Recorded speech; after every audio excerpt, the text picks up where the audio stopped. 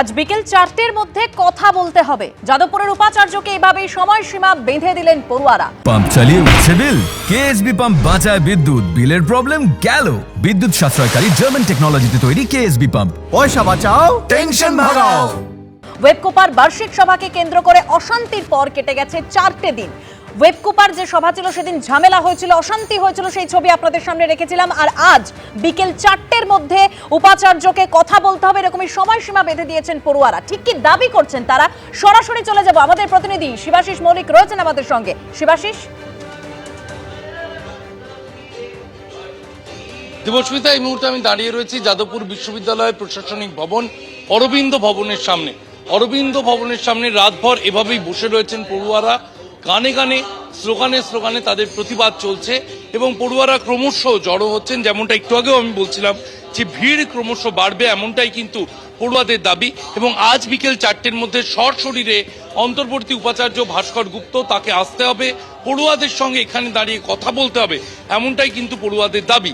এবং সেইখানে তারা যে দাবি তুলে ধরবেন, অবিলম্বে যে পড়ুয়াদের বিরুদ্ধে বিভিন্ন মামলা চলছে সেই মামলা প্রত্যাহার করতে হবে, গ্রেপ্তার হওয়া পড়ুয়াদের ফিরিয়ে আনতে হবে ক্যাম্পাসে।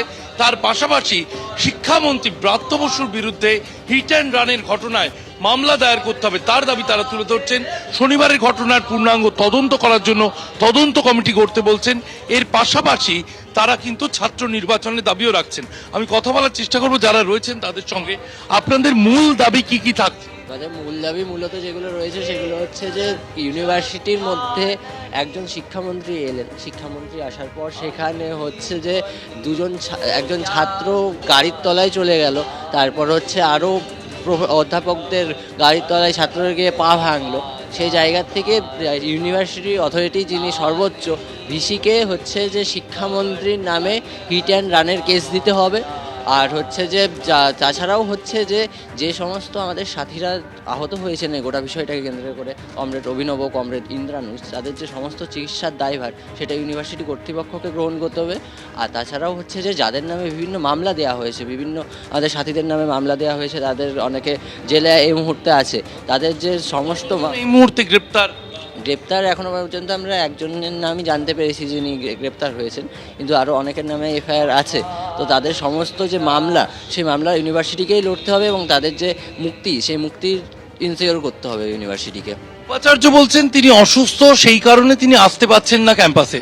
ভার্চুয়াল আলোচনার কথা তিনি বলছেন। গতকাল ভার্চুয়াল বৈঠকে ছিলেন উপাচার্য। কোনোভাবে আজকে কি ভার্চুয়ালের সম্ভাবনা রয়েছে?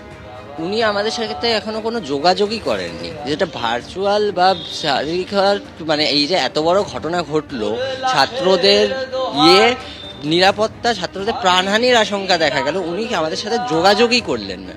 তো সেইখান থেকে দাঁড়িয়ে ভার্চুয়াল বা ফিজিক্যাল এই জায়গা ওঠেই না। উনি যে মানে ছাত্র, ওনার বিশ্ববিদ্যালয়ের ছাত্ররা তাদের গাড়ির তলায় চলে যাচ্ছে, তিনি বহিরাগত দুষ্কৃতীরা এসে তাদের ছাত্রদের একেবারে শিবাশিস, অর্থাৎ পড়ুয়ারা তারা বলছেন যে ভারপ্রাপ্ত উপাচার্য ভাস্কর গুপ্তকে তাদের সঙ্গে এসে কথা বলতে হবে। এখনো পর্যন্ত তিনি কথা বলেননি।